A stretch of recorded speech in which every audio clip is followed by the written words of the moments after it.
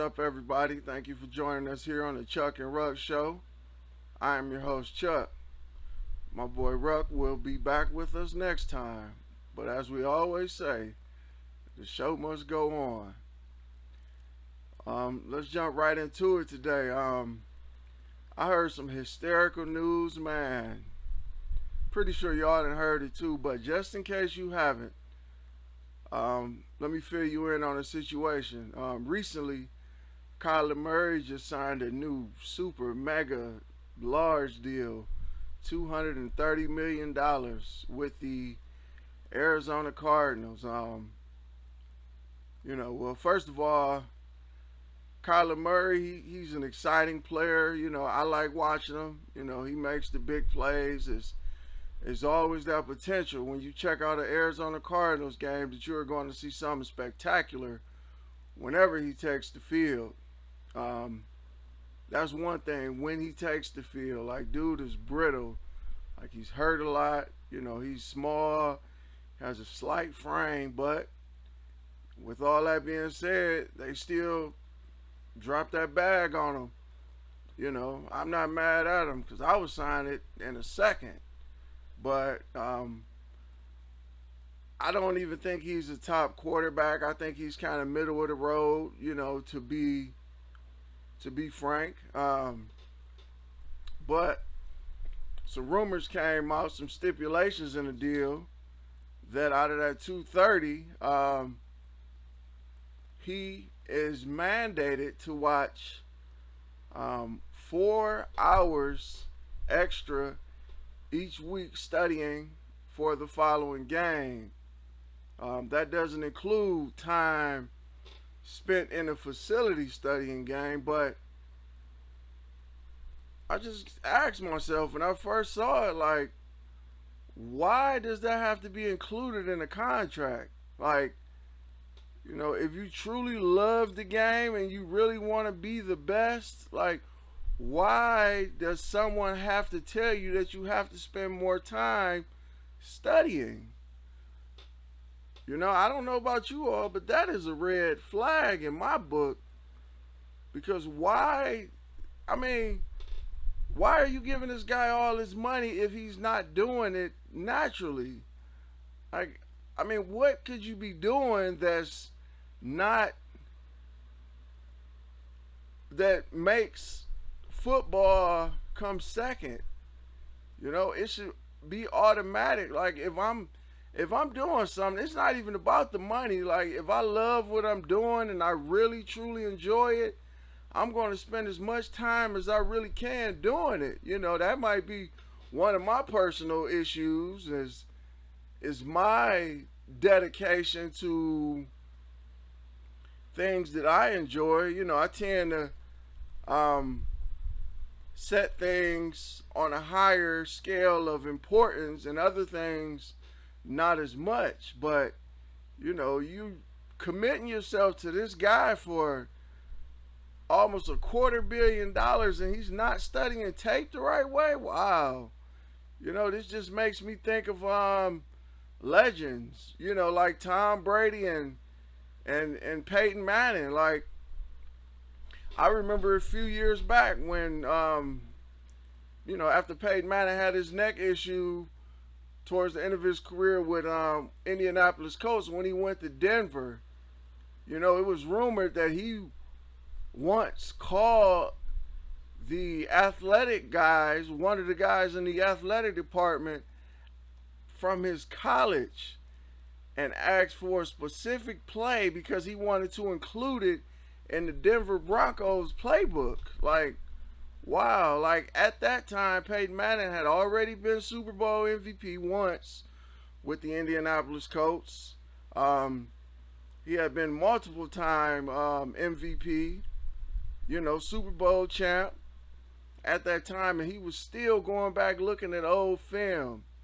Like, could you imagine the type of bread Peyton Manning would get if he played in this era and the numbers he would put up? Because when he was playing, football was transitioning to a more passing league. They were still run heavy. You still had the bell cow running backs, the guys that would carry the ball 30 35, 40 times a game. You know, the running backs now, they kind of split the backfield. You might do 15 carries for one, 20, 25 for the other. And, you know, the passing game, like the defense, they can get away with a lot more. You know, you can rough up their receivers.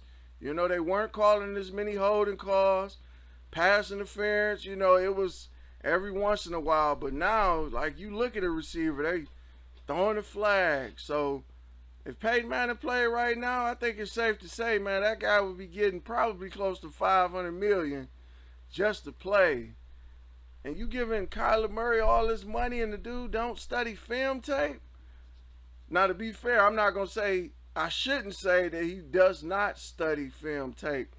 But Arizona doesn't feel secure that he is studying enough to put them in position to be successful week after week. Now, that's just crazy to me, because if I'm giving somebody that type of money, I'm going to be sure that the guy I'm paying is giving his all. Now, I know Kyler Murray, you know, he's a very good baseball player, and that's always a fallback option to him, but I'm not paying a guy that's not 100% committed, especially that type of money. I mean, you can't expect a guy not to have a life. I understand that, but you know, once again, if Arizona does not feel secure that he is putting his all in it, why are they paying a guy that type of money to be the highest paid quarterback, second highest annually, only behind Aaron Rodgers with the Green Bay Packers? Moving on, I wanted to talk a little bit about Kevin Durant. About a month ago, he put a trade request in. You know, it's just a big coincidence. Once Kyrie Irving opted back into his contract with the Brooklyn Nets, Kevin Durant requested trade. So, you know, the conspiracy guy in me, you know, is kind of looking at the timeline like, you know, do you really want to play with this dude? Like, you know, like you left Steph and Clay and Draymond, 3 guaranteed Hall of Famers. Kyrie's a Hall of Famer. I think so, in his own right. When it's all said and done, you know, he will be in the Basketball Hall of Fame, and he will probably have his jersey retired here in Cleveland. But, you know, Durant made that decision to join Kyrie because I guess he was sick of the media and people like me and saying that he couldn't do it alone, that he jumped on a bandwagon, and, you know, he wanted to shut everybody up. But, you know, he did put in a trade request after they got swept by Boston. But, you know, some spicy news broke the other day that the Boston Celtics, yes, the Boston Celtics, the team that just swept KD and Kyrie out of the playoffs, are interested. But that's not even the crazy part. The thing is, they want to get rid of young rising star Jaylen Brown. Now, let's think about this for a minute. I mean, KD, you know, what more can you say about the guy? You know, he's 7 foot. You know, he can shoot from anywhere. Great jumper, great footwork. Underrated defender. You know, he blocks a lot of shots. I guess he picked that up in when he was with the Warriors. But yeah, he's a very improved defender. But the guy will be 34 at the start of the season, and they're willing to give up Jaylen Brown. I mean, that doesn't seem like a move Danny Ainge would have made. I know he's with the Utah Jazz, but I don't think he would have gave up them players, you know, young talent for an aging veteran. I mean, like, I like KD's game and, you know, respect it. Everybody around the league does, but giving up Jaylen Brown, that's kind of like giving up your future, you know, in my opinion. But that wasn't enough. Like, the Nets supposedly countered and they want Marcus Smart. Now, I like Marcus Smart. I'm not his biggest fan, but I don't know. I probably I would have a hard time giving up Jaylen Brown and just gutting my team for KD, and the guy might not be happy. Like, you don't know what you're gonna get from him. Like, he might not like the city and and demand another trade. But I guess they may get him and you pair him with the rest of that young core. They may have a chance to win. Like right now, they I guess they looking at him like he's the missing piece. I'm not 100% sure because I still think the Milwaukee Bucks got something to say because that boy Giannis, he ain't going nowhere. He's only gonna get better. Like ever since he stepped in the league, dude has improved his game exponentially. It seems like every season, like he's improving his jump shot, improving down low. Like he's already an animal. Like the dude will bowl right through you. They don't call a lot of offensive fouls, but Giannis not going nowhere. The Atlanta Hawks, they just made their addition with DeJounte Murray. You still got Philly out there. They made some improvements. And my team, the Cleveland Cavaliers. Now, it's a lot of teams in the East, and Boston did finish, neck and neck with the Miami Heat. So I guess they looking at this move like, we can get better now. We might suffer in a couple years, but I guess they going for it all now. Tell me what you guys think in the comments. Would you make the move? Would you include Marcus Smart to sweeten the deal and try to land Durant? I mean, like I said, I don't know if I would do it. I would have to think long and hard about gutting my team for one guy because you're going to be depleting your depth. Like, I know they made the move for Malcolm Brogdon, and that'd be a big pickup, but, I've never been the biggest Malcolm Brogdon fan. I mean, he's good, but, I don't think he's a guy that can put you over the top. He's a good role player, has a decent jump shot. I know a lot of times he play point guard, but I think he's that hybrid point guard and that same mode as Marcus Smart. Now Marcus Smart, he's a hell of a defender, but Brogdon probably a little better offensively. So they kind of, like I said, they're on that same level. Neither one is a true bona fide point guard, but like I said, let me know. Would you all make that move? Would you go after Durant? Would you, push all your chips in, and go after KD? I mean, that's a tough decision, and that's why them GMs get paid all that money, baby. And we gonna end it with this note. Like, the NFL training camps are getting started. They're kicking off, a wonderful time of the year. I want y'all to be sure, keep watching the Chuck and Ruck Show because we are in the process now of going through the different training camps and, studying the off-season moves of each team and each division. We're going to do one division per show and bring you our predictions and what we think the team going to do and, will they get better or will they regress? But training camp started this week for my team, the Cleveland Browns. And the decision still has not been made on Deshaun Watson. Like, I don't think it's fair.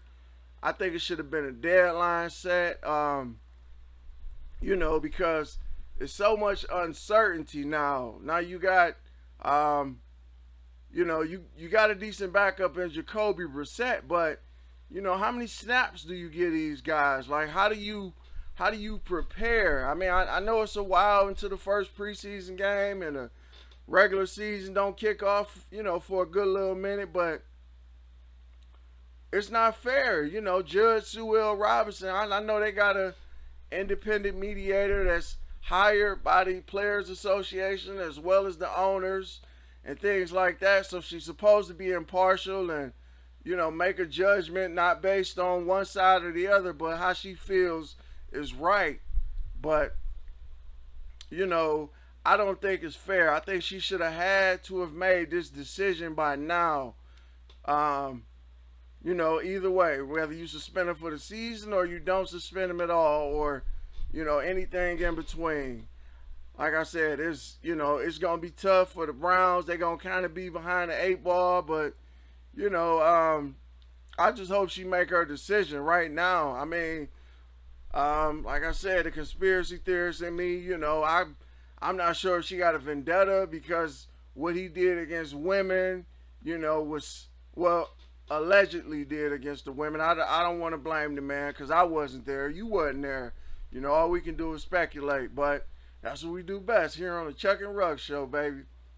But does she have a vendetta against him, or, what's going on? Is she trying to stick it to the Browns, or she trying to prove a point that she gonna do things her way on her timing? I know she's a former federal judge, so she's used to calling the shots. She's a shot caller, which is cool. I understand that. I understand you make it to the federal judge level, you deserve to put your stamp on any situation. But it's also speculation that she's trying to get the league and Deshaun Watson's team to settle. Now, I don't think that a settlement can be reached because Watson has made it clear from the beginning that he says that he didn't do anything, and his lawyer saying that he does not deserve any time. So, if I say I deserve nothing, and it's been reported that the league want an indefinite suspension with the possibility of applying in a year, how could y'all meet in the middle? What, 8, 9 games? But if I'm Watson, I'm not going to settle. Only way I would settle is if I knew that they were pushing for a year. Then I may consider settling, just to salvage the season because he hasn't played in a year. That'll be a year and a half worth of games out of the league. So, another tough decision, another tough call. Like I said, me just being a Browns fan, I just wish they would come to a resolution, but news could be breaking any day. And you all make sure you keep up with us here at the Chuck and Ruck Show, because the moment that news break, we will be here bringing it to you, breaking it down, and telling you our opinion. But thank you all for checking us out. I know this is a little shorter episode. I just had to bring you something today, because I love coming to you. I love breaking the news and sharing my opinion. And my boy Ruck will be back with us next time. We will be breaking down them divisions, team by team, player by player. And until next time.